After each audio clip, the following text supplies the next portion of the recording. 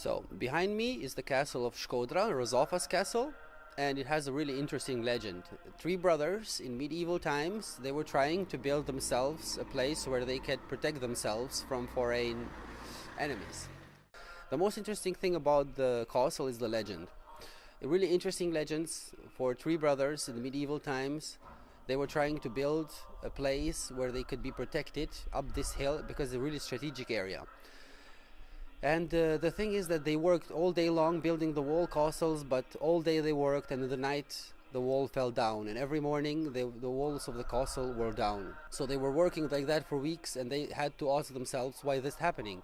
So they asked the help of their ancestors. They called the spirit of their ancestors, and the ancestors told them that next day the woman that's going to bring you food and wine, you're going to have to put her in the wall as a sacrifice for the walls to stand. And the three brothers promised to each other not to tell to their wives when they go home. But the two bigger brothers, didn't keep their word. And the third brother didn't tell nothing to his wife. So the third wife, the little wife came, but she had a little child, an infant. So they put her in the wall. But before she asked something. She said, "Can you please leave me my right arm out so I can cuddle my child when he's not happy? Can you please leave me my right eye out so I can see my child and his beauty? Can you please leave me my left foot out so I can shake him when he's not sleepy? Can you please leave my right breast out so I can feed him when he's hungry?"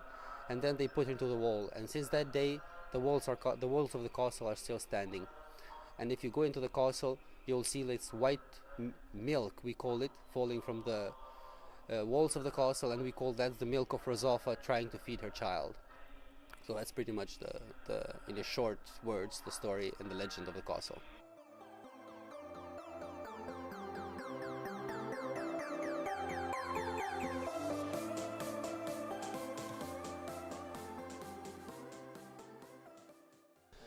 So, according to the myth that was explaining to me, the first neighborhood that was in Shkodër, it was this one, and it's called the Tabak neighborhood. The mosque was built in the year 1773 by Mehmet Pasha. He was the part of the Bushatli family, a very important family of the city. It's called the lead mosque because it's built, the cupolas over it, they're made by lead, and they are really resistant. And it was built in the first neighborhood of the city. That's the Tabak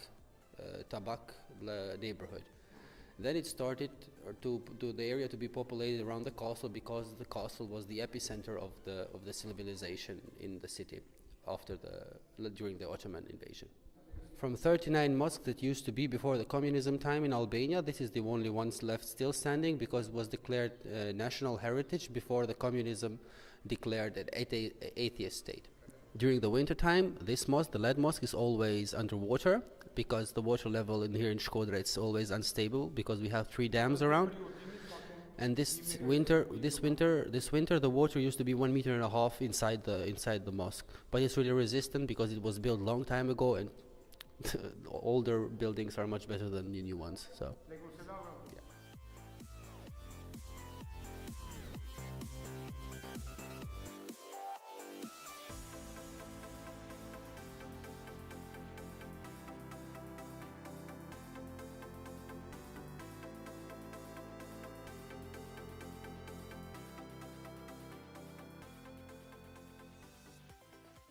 We are at Osokuka's house.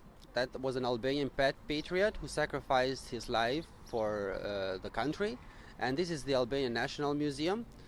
In the first floor you can see the archaeological pieces left from the Middle Ages. And in the second floor you can see the Albanian traditional rooms and the way of the lifestyle of the Albanians once upon a time, with Albanian traditional costumes and their traditional music instruments.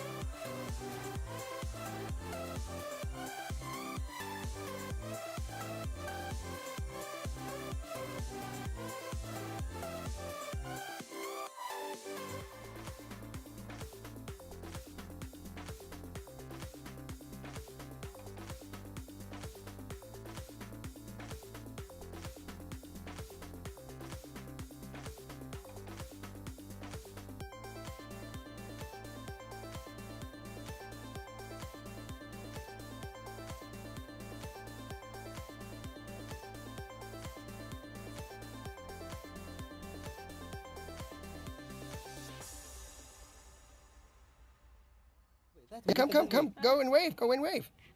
Go to the thing and wave. No, you can. Hey. Hey. Everyone's waving. Yeah, everybody.